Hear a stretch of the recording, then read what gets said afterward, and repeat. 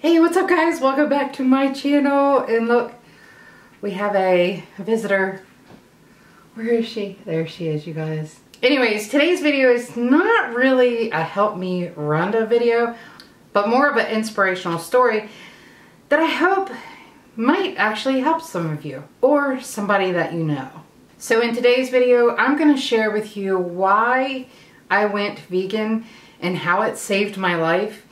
And that's not an exaggeration. This is a story that I have avoided in our vlogs for many years. I know a lot of you know that I'm vegan, that I eat vegan, and I try to do what's right for my health. But you don't really know the behind the scenes story of why and how all this came about. So that's what we're going to talk about today. Okay, so before we get started with today's video, I just want to say that I am not in any way, shape, or form a medical professional. You definitely want to speak to your doctor before changing any diet habits or any medications that you may be taking. Be sure to seek medical advice. My story is just my own, and I'm putting it out there more as an inspiration. So a little over 3 years ago in January, my mom passed away. And it was a passing that was somewhat expected, but still a surprise, because my mom was very sick, so I knew that she didn't have long to live. We just didn't know how long that was. Does that make sense? We knew she didn't have a long quality of life left, but we just didn't know when she was going to pass. And so her passing was still kind of a shock to us all, but then not. And while I knew that she was in a much better place, it was still a struggle for me to handle her passing. And so I resorted to eating terrible, not really caring about my life, just totally consumed in my head as to, you know, why does she have to go so soon? And you know, just the whole grief that you go through with somebody that passes away. And so my health started to deteriorate immediately. I was gaining weight. After I dropped Ben off at school, I would be in bed until it was time to go pick Brooke up from school. I kid you not, I would go to bed and sleep and sleep and sleep and sleep. And I actually didn't think much of it other than the fact that I must really be depressed, and I was just trying to deal with that own demon within inside me, and not realizing that there was really some underlying problem that was actually going on as well that I didn't know about. So time goes on, and this is when I start realizing that, hey, this is not just depression every year that's going on. There is actually something else that's going on, because I started having problems with like my hands tingling and my feet tingling. My eyesight was going. That was probably one of the biggest things. I was like, why is my vision so bad? Like, it was daily. It was getting worse and worse and worse. I'm like, this is not natural deterioration, I wouldn't think, for you losing eyesight. And I thought to myself, yeah, I'm in my early 40s. These kinds of things happen as you get older. And so I'm like, well, I just don't know. And then I was also thirsty all the time. I would wake up in the middle of the night and, I kid you not, probably drink a whole quart of water and still be thirsty. And then, so with all that combined, I was like, you know what? I need to go see a doctor. I need to go see what's going on. So I went into the doctor's office, told him all my symptoms, and she goes, you know what? I think you're diabetic. And I'm like, oh. I actually kind of thought that in my mind, but I didn't want to face the facts of that being so. And for the record, I actually was diabetic with 2 of the kids. I was diabetic with Brooke and Benjamin both, gestational diabetes. And it did go away after I had both of them. So she was like, well, let's go ahead and do some blood work. And, you know, no news is good news if you don't hear back from me. And we'll figure out other problems that it could possibly be if nothing showed up on these test results. So I think it was like maybe 2 days later, I got a phone call, and it was actually the doctor calling me back. The doctor, like, the doctors don't usually call you back nowadays. Usually it's like the nurse practitioners or somebody like that. But this was the doctor calling me. And she was like, Miss Wagner, your test results came back. And she said, to be honest with you, I need to tell you, they are absolutely the worst results I have ever seen. She says, I actually don't even know how you're alive. And she said, if you don't make a change today, she said, you are not going to live much longer. That floored me. I was like, you've got to be kidding me. Look, this baby, she wants to be held. I said, you have got to be kidding me. She said, now, if you guys don't know, with diabetes, your fasting numbers should be between like 80 to 100, somewhere around there. And then after you eat a meal, like an hour or two after, your numbers should be around 140 or below, okay? She said, you know, we took your fasting record, and she said, you were at 360 fasting, and your A1Cs are supposed to be like, I think it's 6.2, don't hold me to that, but she said your A1C levels were 13.7. She said, you are a walking time bomb that's about ready to go. And I was just floored. She said, also, she said, I guarantee you your numbers after you ate were in the upwards of 700. She said, I don't know how you functioned. And so all of it kind of started making sense as far as like, you know, oh, okay, so this is what's going on. Like, this is why I have all these other symptoms, is because I am major diabetic here. Like, I had let myself go so bad that I had formed diabetes. And I was just beyond myself. And so it was a huge wake-up call for me.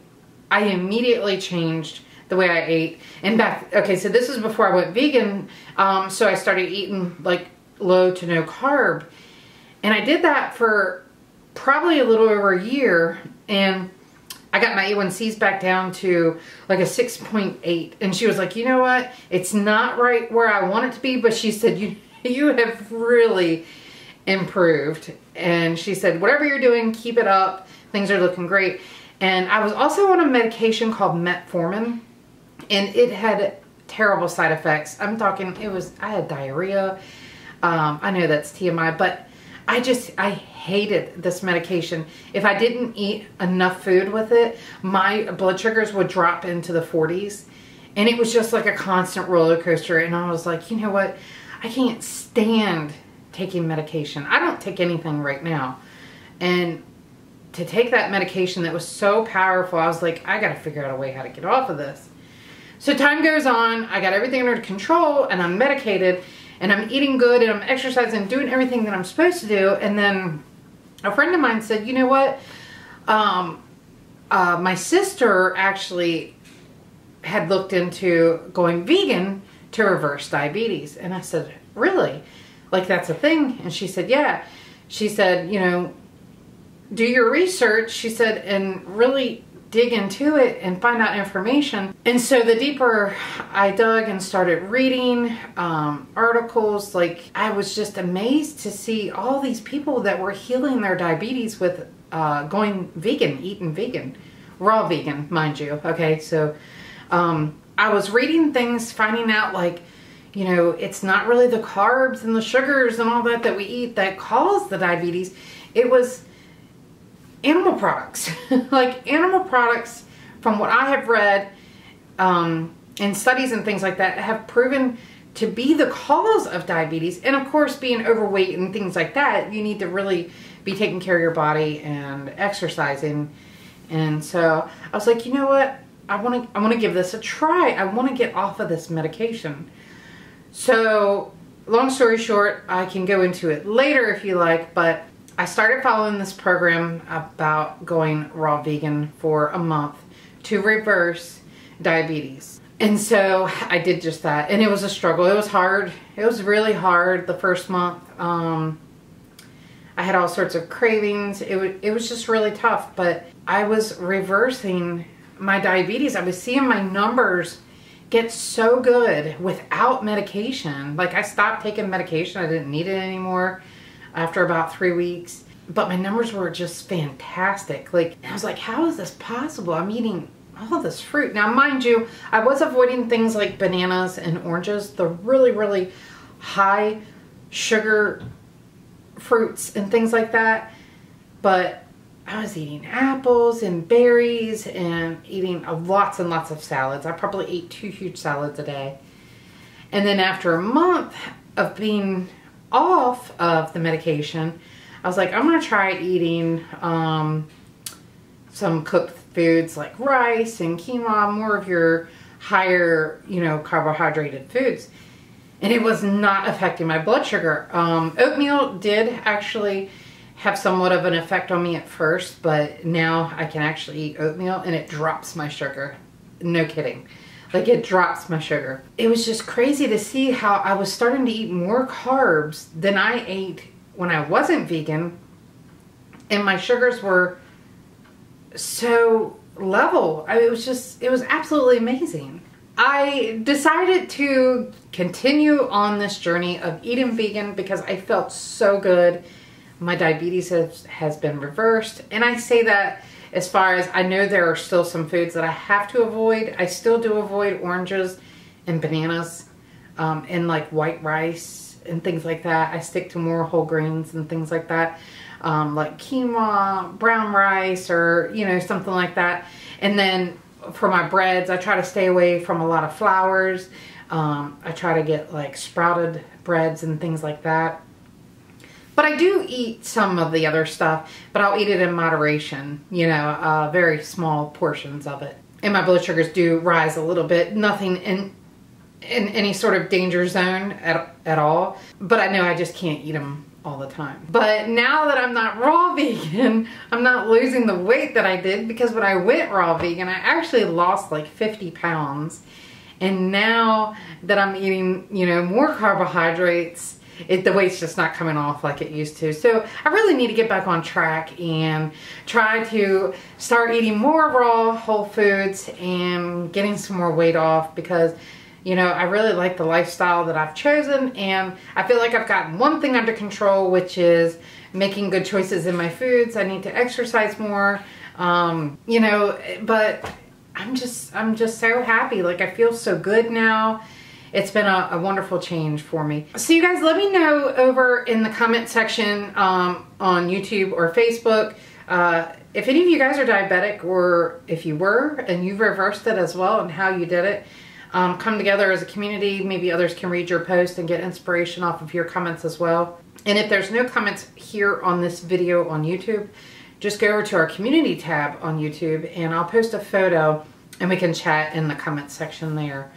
But that's my story, and I'd love to hear your stories. Let's share them down below, become an inspiration for each other and help each other out, because this is a struggle for a lot of people. I just feel like maybe my story could educate or help somebody that is maybe struggling, or knows somebody who is struggling like myself. And if you want to hear more about things that I did to become vegan, like maybe people that I follow, doctors, and maybe some articles that I read, I could, you know, maybe do a video and share that with you guys. You have to let me know if you want to see something like that. But that's actually going to do it for today, guys. I hope you enjoyed my story, and I hope I inspired somebody or helped somebody. But that's going to do it for today. Thank you so much for watching. Please be sure to subscribe if you're new, and don't forget to press that like button. See you guys tomorrow.